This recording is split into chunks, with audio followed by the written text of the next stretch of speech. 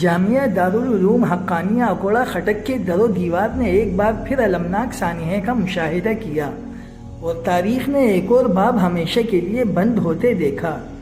یہ محض ایک حادثہ نہیں تھا، یہ کسی عام شخصیت کا قتل نہیں تھا، یہ ایک سوچ، ایک نظریے، ایک تحریک پر کاری ضرب تھی۔ مولانا حامد الحقانی وہ نام جو پاکستان کی دینی سیاست، جہادی تحریکوں اور بین الاقوامی اسٹیبلشمنٹ کے ایوانوں میں کسی مستند حوالے سے کم نہ تھا، وہ نام جو اپنے والد مولانا سمیع الحق کی وراثت کو لے کر آگے بڑھ رہا تھا، وہ نام جس نے ہمیشہ حق کی آواز بلند کی اور شاید یہی اس کا سب سے بڑا جرم بن گیا۔ السلام علیکم، یہ روزنامہ اسلام آفیشل ہے۔ ناظرین، مولانا حامد الحق حقانی وہ شخصیت جنہوں نے اپنی آنکھ ایک ایسے گھرانے میں کھولی جو پاکستان میں دینی، علمی اور سیاسی لحاظ سے ایک مضبوط مقام رکھتا تھا۔ وہ عظیم باپ مولانا سمیع الحق، جنہیں بابائے طالبان کہا جاتا ہے، ان کے فرزند تھے۔ یہی وہ خاندان تھا جس نے افغان جہاد کے دور میں مجاہدین کی فکری و علمی رہنمائی کی۔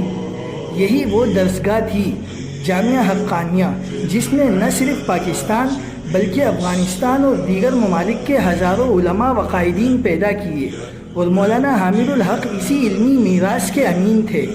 مولانا حامد الحق نے نہ صرف جامعہ حقانیہ میں اعلیٰ دینی تعلیم حاصل کی بلکہ ملکی اور بین الاقوامی سیاست میں بھی سرگرم رہے۔ وہ نہ صرف جمعیت علماء اسلام سندھ کے سربراہ تھے بلکہ افغان طالبان کے ساتھ بھی قریبی تعلقات رکھتے تھے۔ انہوں نے ہمیشہ پاکستان اور افغانستان کے درمیان پل کا کردار ادا کیا۔ وہ جانتے تھے کہ خطے میں حقیقی استحکام تبھی آ سکتا ہے جب دونوں ممالک مل کر کام کریں۔ ان کے والد کی طرح وہ بھی چاہتے تھے کہ افغانستان میں اسلامی حکومت مستحکم ہو اور پاکستان میں دینی حلقے مضبوط ہوں، لیکن یہی سوچ، یہی نظریہ کچھ طاقتوں کو قبول نہیں تھا۔ 2018 میں مولانا سمیع الحق کو انتہائی سفاکانہ طریقے سے قتل کر دیا گیا تھا۔ قاتلوں نے چاقو کے وار پر وار کیے اور پاکستان کی دینی سیاست میں ایک نہ بھرنے والا خلا چھوڑ دیا۔ اس وقت بھی یہی سوال اٹھا تھا کہ یہ قتل کس نے کیا؟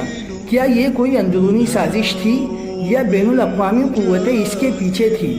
یہ سوال آج بھی جواب طلب ہے، اور شاید انہی سوالوں کا جواب مولانا حامد الحق بھی جانتے تھے۔ پھر وہ لمحہ آیا جب تاریخ نے خود کو دہرایا۔ اکوڑا خٹک میں ایک زوردار دھماکہ، جامعہ حقانیہ کے در و دیوار لرز گئے اور مولانا حامد الحق شہید کر دیے گئے۔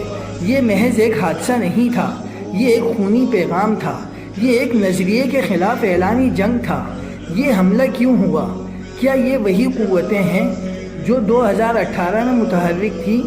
کیا یہ پاکستان اور افغانستان کے درمیان موجود روابط کو کمزور کرنے کی کوشش تھی، یا پھر یہ دینی مدارس اور دینی سیاست کو جڑ سے ختم کرنے کا منصوبہ تھا؟ یہ سوالات آج بھی جواب طلب ہیں، لیکن ایک بات طے ہے، یہ سلسلہ رکا نہیں، یہ معرکہ ابھی جاری ہے، یہاں کہانی ختم نہیں ہوئی۔ مولانا حامد الحق کی شہادت نے ایک بار پھر پاکستان اور افغانستان کے تعلقات میں ایک ارتعاش پیدا کر دیا ہے۔ ان کے چاہنے والے غم و غصے میں ہیں، جبکہ ریاستی ادارے ابھی تک خاموش ہے۔ کیا یہ خاموشی کسی بڑے طوفان کا پیشی خیمہ ہے؟ کیا اس حملے کے پیچھے کوئی بین الاقوامی سازش چھپی ہے، یا پھر یہ دینی قیادت کو ختم کرنے کا ایک نیا منصوبہ ہے؟ یہ سوالات تاریخ کے صفحات پر رقم ہو چکے ہیں، اور ان کے جوابات شاید وقت کے ساتھ سامنے آئیں۔ مزید اپڈیٹس کے لیے دیکھتے رہیں روزنامہ اسلام آفیشل۔